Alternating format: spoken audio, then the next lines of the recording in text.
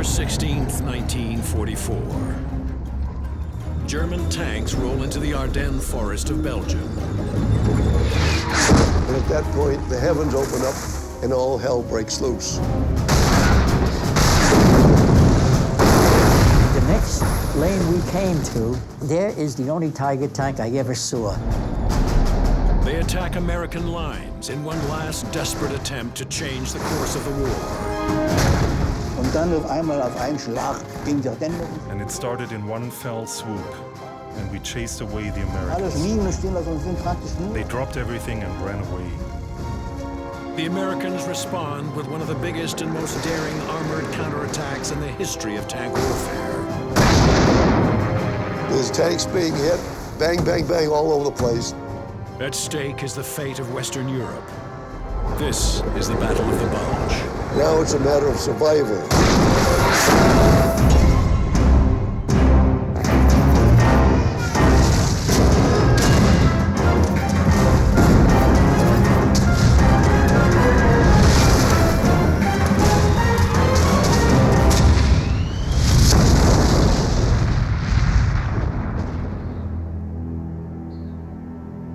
The Ardennes region on the Belgian-German border is a picture postcard of majestic forests, deep gorges, and rolling valleys. It's also a notorious killing ground.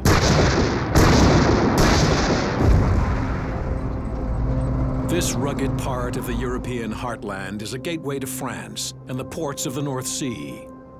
Armies have fought here since Roman times. And in December of 1944, the Ardennes once again erupts, this time in one of the biggest and bloodiest armored clashes of the Second World War.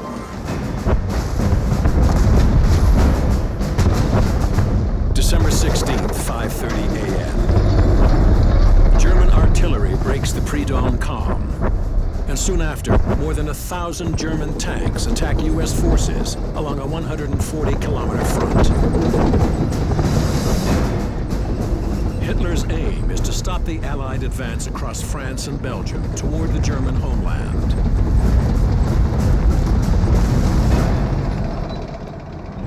Through the summer and fall of 1944, the Allies have pushed the Germans 850 kilometers across Europe.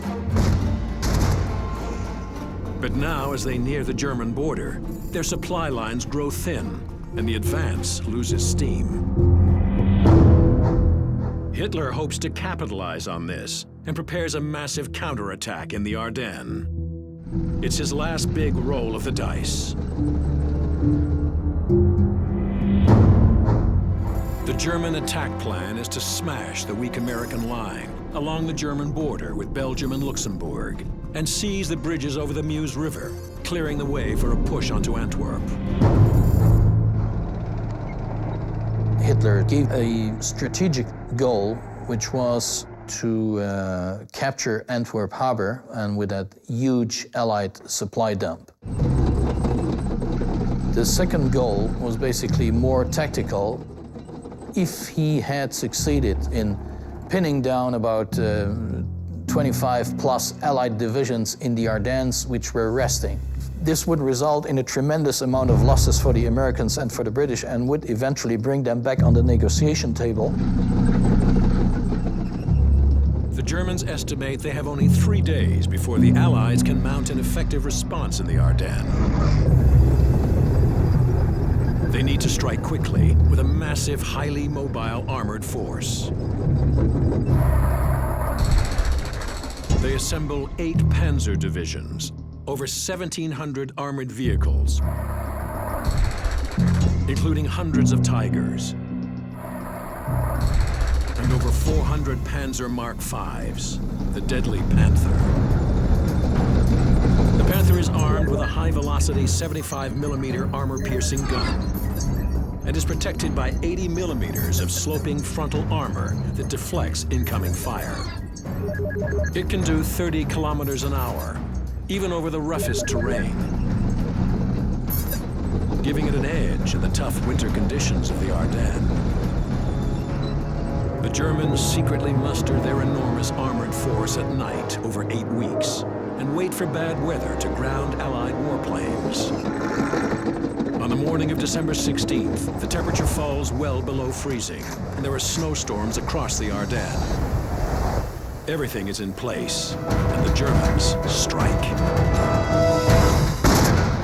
Dann auf einmal auf einen Schlag ging die Ardennenoffensive. And it started in one fell swoop, and we chased away the Americans. The Americans dropped everything. Ja, das Frühstück noch auf dem Tisch. Breakfast was still standing on the tables, and they dropped everything and ran away.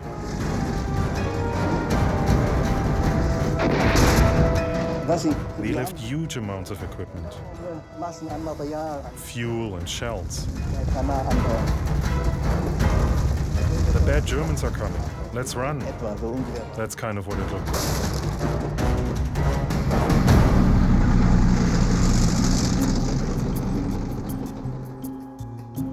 The Germans catch the Americans off guard, and the shape of the Ardennes battlefront begins to change, giving rise to a name that will live in U.S. military history: the Battle of the Bulge. At the spearhead of this bulge is the 5th Panzer Army, attacking the weakest part of the American line, held by the U.S. 28th Division and the handful of tanks attached to them.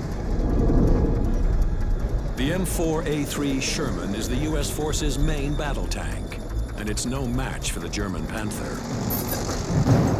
The Shermans are light and fast, but carry a low-velocity 75mm main gun that cannot penetrate the Panther's heavy frontal armor. Their own frontal armor is just 51mm thick, making them highly vulnerable to the firepower of the Panthers. Spread across a front over 24 kilometers long, the 28th has only 32 Sherman tanks, 57 anti-tank guns, and thousands of battle-weary men. The Ardennes was an ideal territory to accommodate tired troops, weary troops. During that time, the 28th Division received a steady stream of reinforcements from the States. So in other words, young soldiers that had just not seen active combat yet. That's why all these troops here that bedded down on the night from December 15 to 16, they were totally caught by surprise. One of the exhausted soldiers holding the front line with the 28th Division is 23-year-old John Marshall of the 707th Tank Battalion. When the bulge broke, we were just going to eat. This lieutenant comes with his club and he knocked all the mess kits out of your hand. Leave them lay, get on your tanks and assemble down at the bottom of the town. They were frozen. And the oil settles down to the bottom of the motor.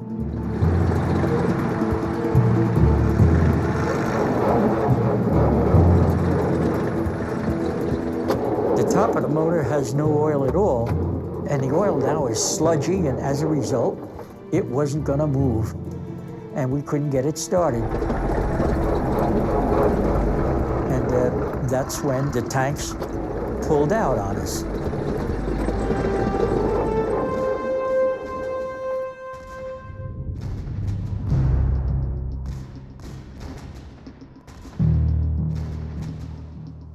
We started putting everything you're not supposed to do.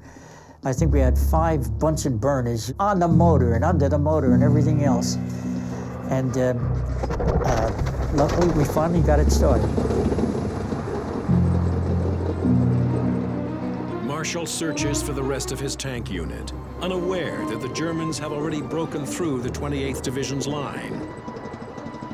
But he's lost, and eventually joins 2 other Shermans in the same predicament. 2 other tanks were there when we got down there.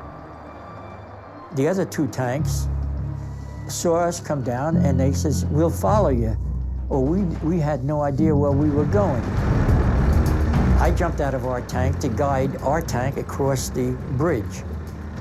And when we were safely across, I pointed to the tank commander for him to do the same thing.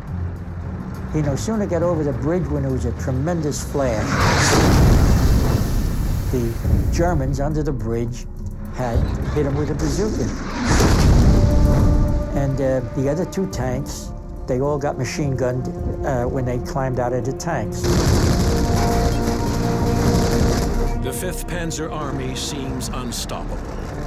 All that stands in their way are scattered pockets of U.S. forces, under-equipped, outnumbered, and in Marshall's case, completely lost. We now were really on our own.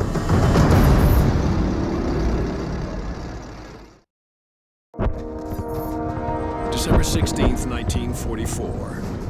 In an effort to turn the tide of war on the Western Front, 8 Panzer divisions launch a surprise attack on American forces in the Ardennes.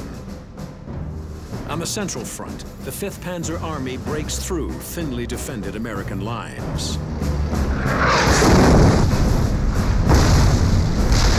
In the chaos, many Americans, like tanker John Marshall, are lost and surrounded by the advancing Germans.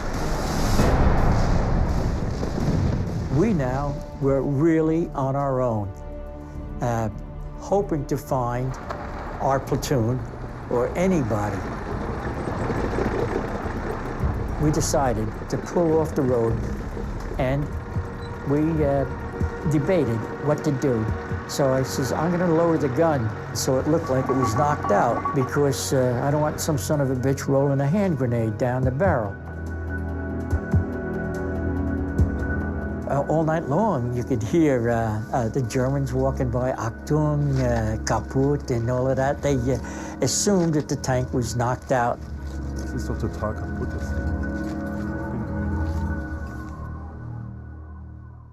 The next morning, somebody saw us, whether it's the Germans or Americans, a shell come in.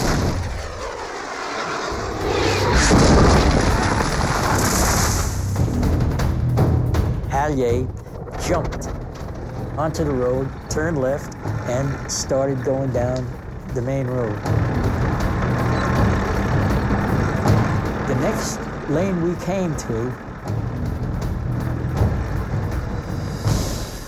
there is the only Tiger tank I ever saw.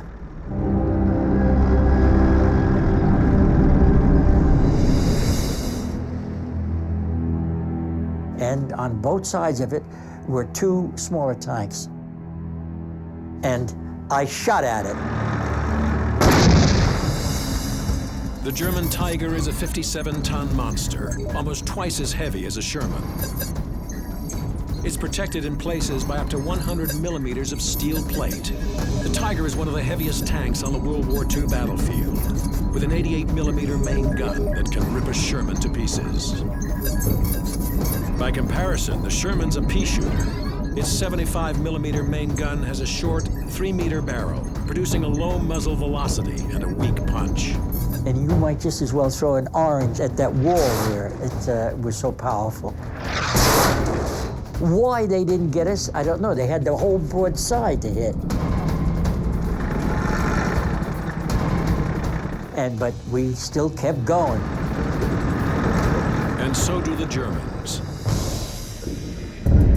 They must take the bridges over the Meuse River while overcast weather continues to ground Allied warplanes, and before the Americans bring up reinforcements. Just 20 hours into the attack, lead elements of the 5th Panzer Army are only 90 kilometers short of their objective and have already pushed 8 kilometers into Belgium. The Germans reinforce their gains and throw more and more armor into the ever-deepening Bulge, including the elite 116th Panzer Division. We We were up on this hill. We didn't take the street, but drove across the fields and meadows because of all the mines. We were approximately 1,000 meters away. From up there, we saw this tank. This tank, with its small cannon, was barely a threat for us. Jokingly, we just called it a knocking device. And the Panther.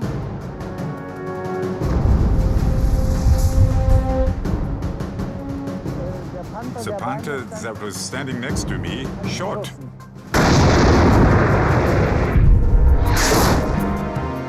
From the first shot, the shell hit here and actually bounced back. So instead of a hit, it bounced up.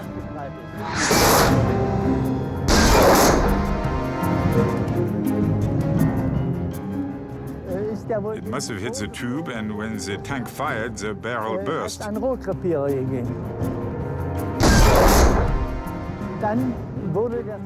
the second shot was fired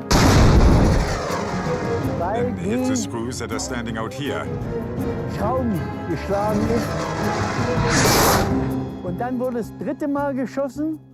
And they fired for a third time. The Panther's main gun has a long 5.5-meter barrel, enabling it to penetrate Sherman armor at ranges of up to 2,000 meters.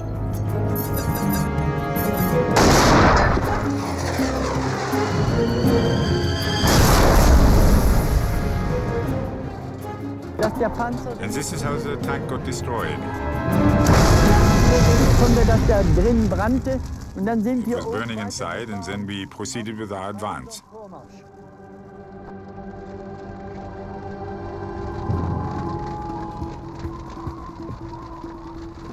So the 2 or 3 first days of the German attack, the Americans were totally exhausted with constant fighting day and night and so forth, and were lacking supplies, and higher authorities, and there's nothing we can do here. Retreat. The Americans fall back towards Bastogne, a transportation hub, which includes roads to the all-important crossings along the Meuse River. Allied command issues orders. Hold Bastogne at any cost. The 101st Airborne Division is sent to reinforce the town. For 3 days in the cold and snow and without air support, the 101st and remnants of the 10th Armored Division fight off repeated attempts by the Germans to take Bastogne. On December 19th, frustrated by the stubborn U.S. defense, the 5th Panzer Army's main armored force is ordered to bypass Bastogne and continue their advance toward the bridges on the Meuse River. Concerned that Bastogne will be encircled, Allied command orders General George Patton's 3rd Army to the rescue. Patton's forces are in France, 260 kilometers away. He orders an immediate mass movement of 3 divisions north to Bastogne. At the spearhead are 127 tanks of the 4th Armored Division. And about 8:30 that night, I was told to be ready to move.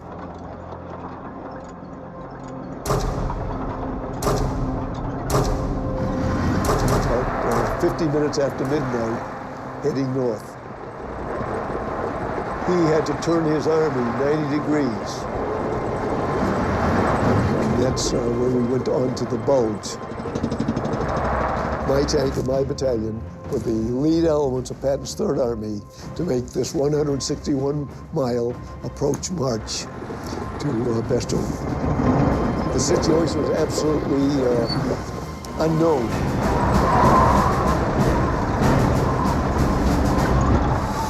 We went all night, all day, over snowy, icy roads.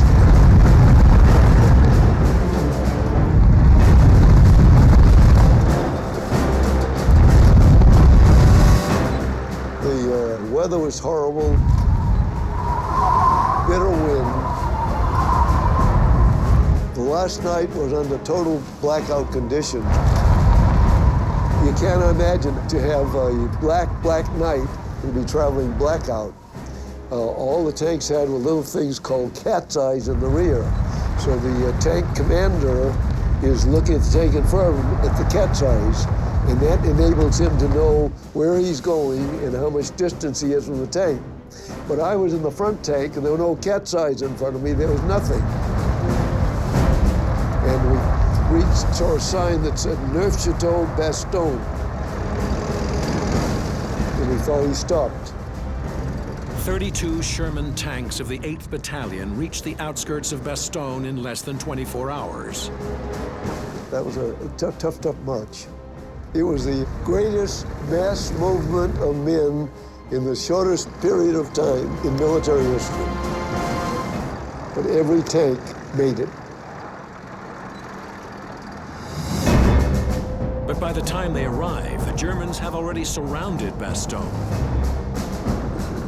The Americans in the city are trapped. And across the Ardennes, so are many others, like tanker John Marshall, who was just trying to find his way back to friendly lines. We were hoping to find our platoon or anybody. We were moving, and as we moved up, I saw two guys come out from between the buildings and they walked down the road. They walked quite militarily. Max says to me, "Get him." And I didn't. For some reason, they weren't bothering anybody. I should have known better. I should have done what I was told. I didn't. And as they walked, they made a military left turn and went right between the barn and the house. They turned like it was on a signal, and at the end of that street, there's a tank there. And the minute they turned, that tank let the shot go, and he fires at us. It just went over it. It missed the tank. Allier makes a hard left lever, and he goes down the lane. And as we go down, we could see a crowd surrendering. He looked like a kid. We knew something was wrong. As we go down, there is the two officers. And they jump up with the Panzer force, and they fire at us.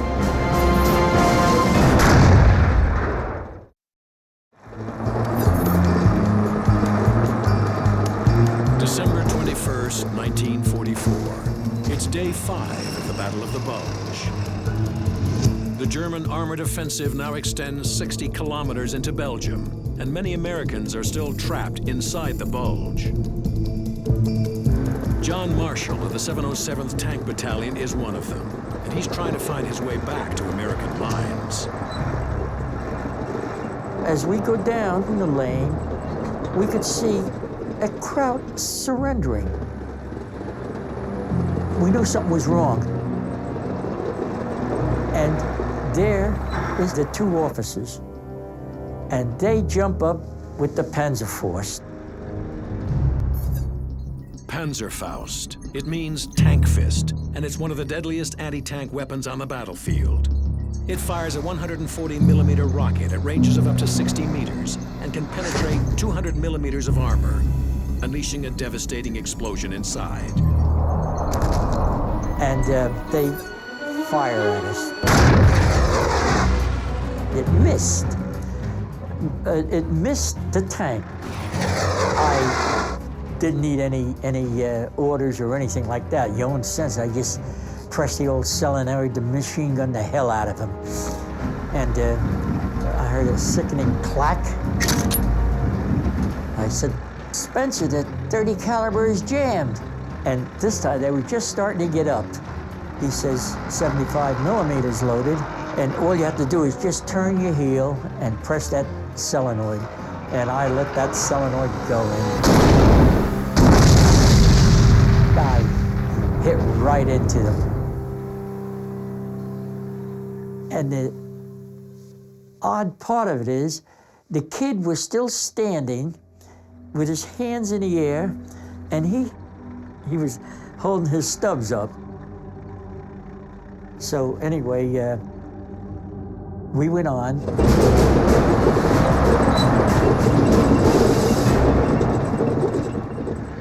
Marshall and his crew dodge the advancing Germans for days and eventually make it back to Allied lines.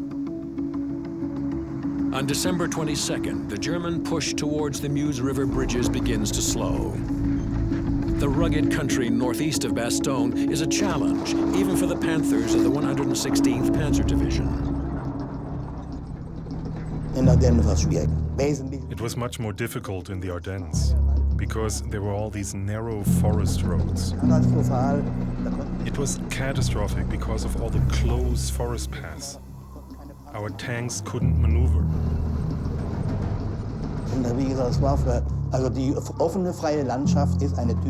The open field is typical landscape for tanks, while the Ardennes were poison for the tanks. Gift für Panzer, war nicht das Ideale. This is where our Panther tank was hit. Abgeschossen worden.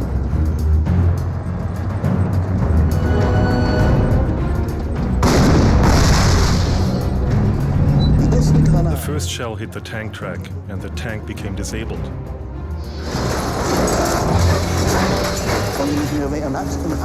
And if the one track keeps moving, the tank turns in a circle. It turned until it was standing at an angle with its corner facing the anti-tank gun. We had no idea that the Americans were firing phosphorus grenades. You can't really bring a tank down with phosphorus grenades. They just got lucky on the first shot that they hit and disabled our track.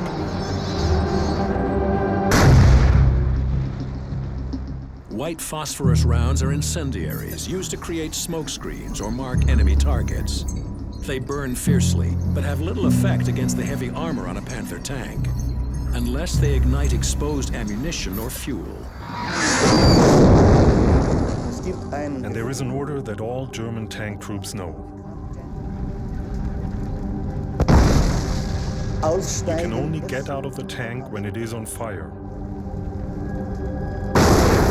Not allowed to get off before that, only when the tank is on fire. Most of the wounds suffered inside a tank are burns because of the fuel tank. If it gets hit full on, the tank catches fire immediately. And then there's only one thing you can do: get out as fast as you can.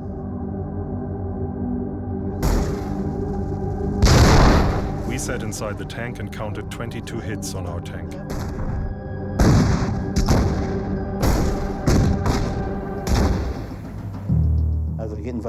It's not very enjoyable. The only feeling you have is, am I going to survive this? Finally, the 22nd hit went into the hull of the tank where the fuel canisters were. When the fuel tank got hit, that's when it caught fire and we were allowed to get out.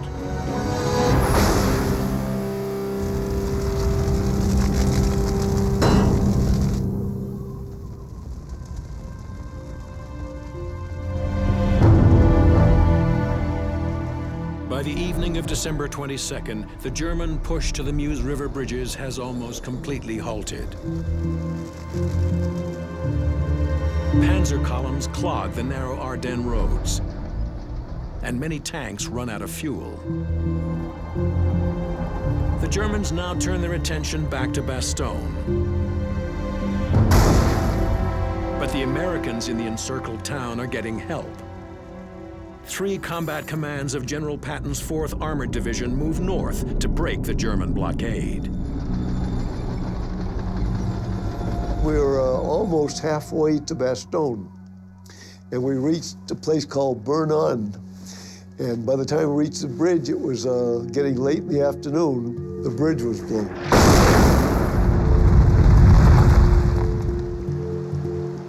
The river was cold, raging. In no way could the tanks ford them, so we had to stop and put in a bridge. Now, our tanks were firing at the enemy across the river, and they was firing at us. So once we felt it was safe enough, the engineers came in and we put in the bridge, mostly under the cover of darkness.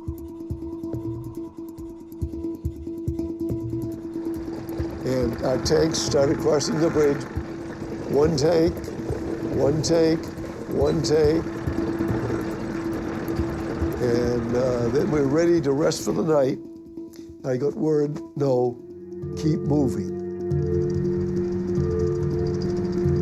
Patton said, I want them to move. Now here were the exhausted men. Now they were told to fight all night. And finally, at about first light, we reached the outskirts of Chaumont.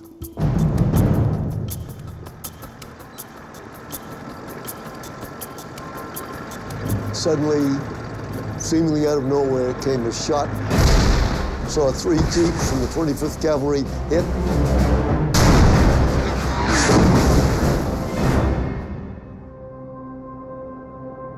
I immediately stopped my force. They must be down there in strength. I think I've got to have a planned operation. It's a pincer maneuver that splits his force into 3 units. The tanks of C Company will attack from the west, while A Company attacks from the ridge east of the village. With his flanks protected, Erzik will drive his B Company down the main road and right into the center of Chaumont.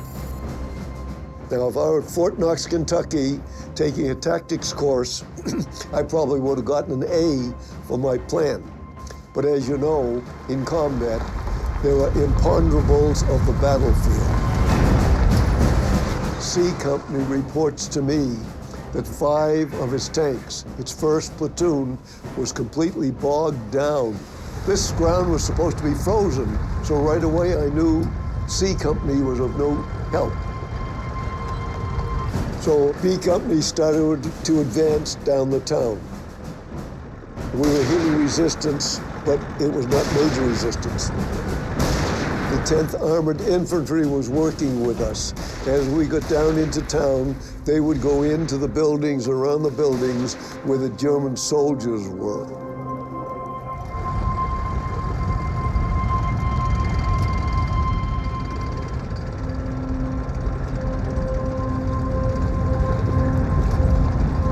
B Company gets through the town, and at that point, the heavens open up and all hell breaks loose. We're suddenly hit all at once by direct fire. Now it's a matter of survival. Erzik and his men have driven into an ambush and now face the most lethal tank killer in the German arsenal. A massive self-propelled gun called the Jag Tiger.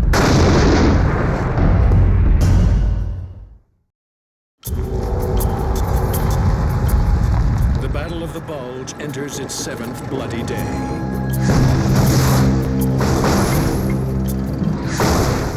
Elements of the 5th Panzer Army have driven 80 kilometers into Belgium and encircled the key Allied-held town of Bastogne. General George Patton sends the 4th Armored Division to break the siege. And on the morning of December 23rd, Lieutenant Colonel Albin Erzik leads his tanks into the village of Chaumont, 12 kilometers south of Bastogne. So B Company started to advance down the town. And at that point, the heavens open up and all hell breaks loose. Just cannot describe the chaos that's there. It was a platoon of 4 Tiger Jags. The Jag Tiger is a self-propelled tank killer, a 71-ton armored beast with a 128-millimeter cannon that can tear open a Sherman more than 3.5 kilometers away.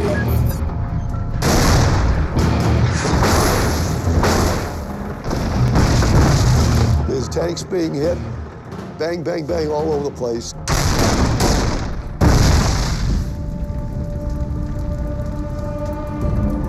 B Company is downtown, and you can't turn in town, so we're very vulnerable. So I told my driver to start backing up. Now he's backing up blind. He needs some help from me. So as we moved back out, I had the turret turned. So I could see the road, and I'm directing the driver. So that means the back of the turret is toward the enemy, which makes it very, very vulnerable. And I began to breathe a little easier when it seemed like we were out of range. When suddenly I heard this loud, screeching, horrible sound just for an instant.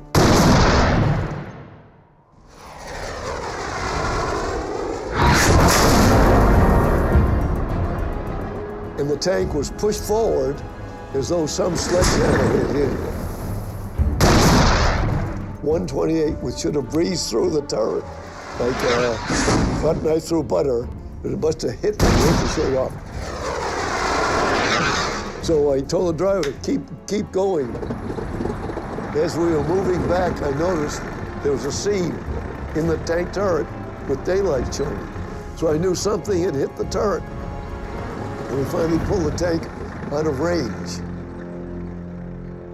I asked myself the question, why are we still here? Why did my tank survive this battle when I had this terrible, terrible blow? Next to the antenna well was something. It was an object. And to this day, I don't know why it was there. And the only thing I can conclude is that it must have hit this appendage and ricocheted off. I feel it was an absolute miracle that I survived that battle and I'm still here. At the Battle of Sherman, Combat Command B loses 18 tanks and most of their crews. The Germans and their deadly Jag Tigers have stalled Colonel Erzig's drive to Bastogne.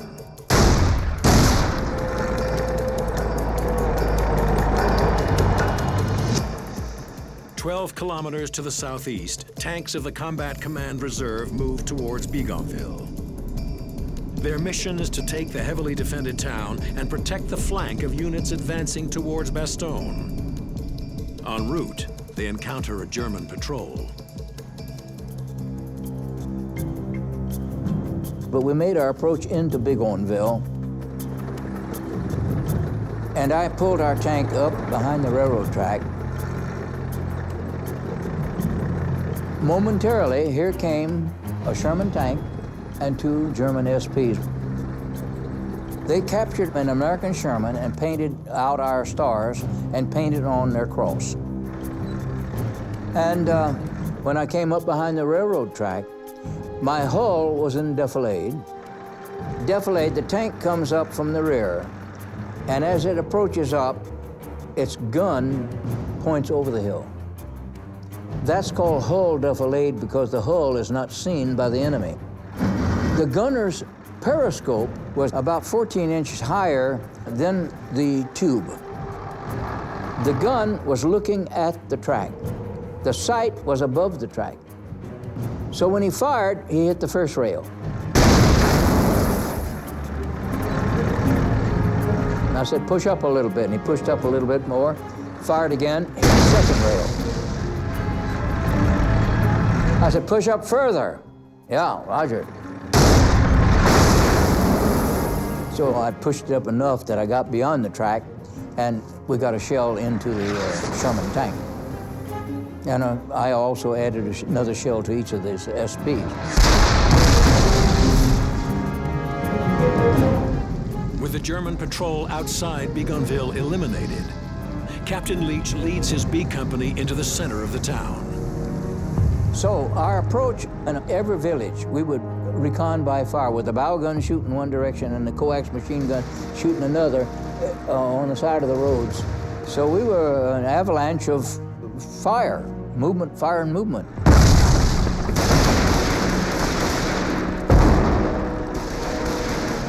We fought in the hatch open mode, so you could see the targets, quickly. With the periscope, you're limited. You're blind except for where you're looking. And with your eyes like this, you can move your head back and forth and see targets. So we could engage quickly, but the enemy could also engage us quickly because we're exposing ourselves. So we had a lot of injured tank commanders as a result of fighting unbuttoned. Our infantry had failed to clear out all the houses. The German soldiers were still in some of these houses. But my tanks were all over the streets. And moments later, I'm hit. The bullet went into the helmet, as you see right here. It cut the sweatband off of my head, and this I had underneath. And here is where the bullet hit my head, and knocked me out. So I passed out and fell into the turret floor. They jokingly said, "Captain, get your butt back in the turret, you got work to do." Well, I did have work to do.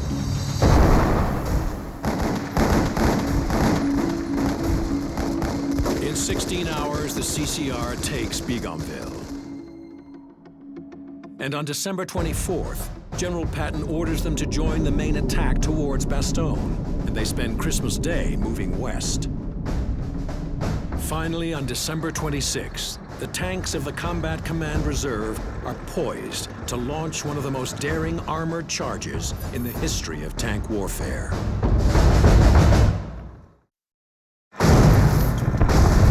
December 26, 1944.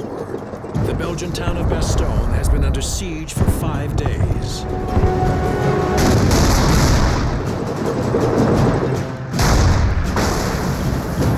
Just south of town, lead elements of the 4th Armored Division, CCR, prepare to make one last attack against the German line and finally relieve the besieged Bastogne. I led the attack that day, and Abrams joins me on position. Well, he said, "I'm going to run RC Company, Bogus, and pass through you straight ahead and go to Ardennes and try to link up with the 101st Airborne to make that final breakthrough into Bastogne."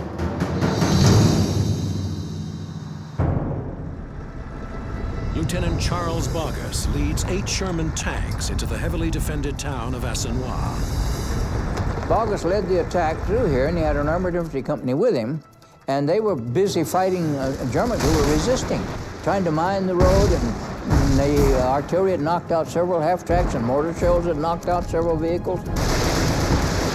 The German fire is intense, but Bogus and his men push right through it and advance down the final stretch of road leading to Bastogne. It was quite a fight, really.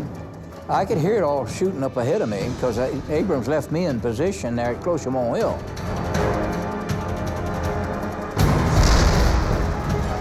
A half-track in the column is destroyed by a German mine. Bogus pushes on with 2 other tanks and reaches the outskirts of Bastogne.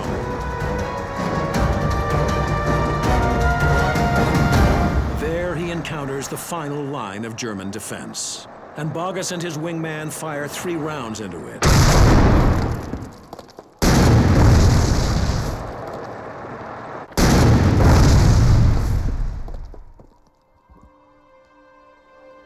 The last obstacle on the road to Bastogne is eliminated.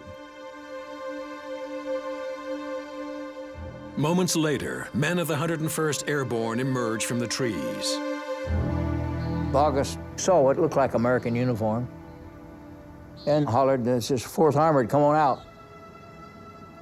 And hesitatingly, the Americans commenced to then showing themselves. The siege of Bastogne is broken. But for the 4th Armored Division, the cost of relieving the town has been steep. In just 10 days of combat, over 1,000 men are killed or wounded. And they lose 28 tanks.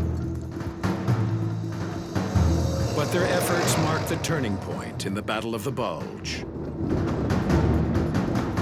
The weather clears, and for the next 21 days, American tanks, now supported by airstrikes, force the Germans out of the Ardennes. Once the weather cleared up and the sun was shining, they were able to deploy their artillery and air force and stabbed us in the back. Durchstoß gegeben.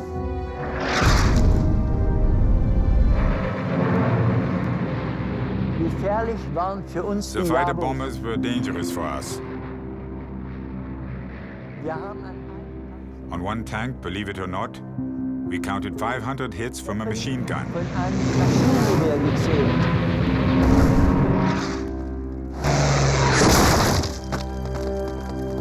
We couldn't compete with that. And shortly after Christmas, we barely had any tanks left.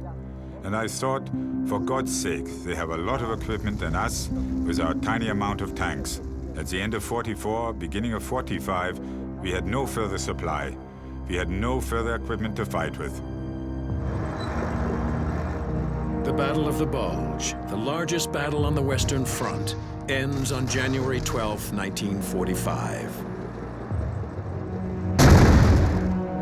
The casualties on both sides are enormous. More than 90,000 German soldiers are killed, wounded, or captured. Almost 20,000 Americans die, and 50,000 are wounded. It's their bloodiest battle of the war. The Americans lose over 320 tanks, but the Germans' final gamble has cost more. They lose more than 500 irreplaceable Panzers and will never launch another offensive. Sitting here now, looking back, unbelievable. I can't believe I was there. I can't believe I did what I did. It's a very strange feeling. It was the lead element of Patton's army. It was the force that was successful in breaking the siege of Bastogne. I firmly believe that was the turning point of the Battle of the Bulge, and the Battle of the Bulge was the turning point of the war in Europe.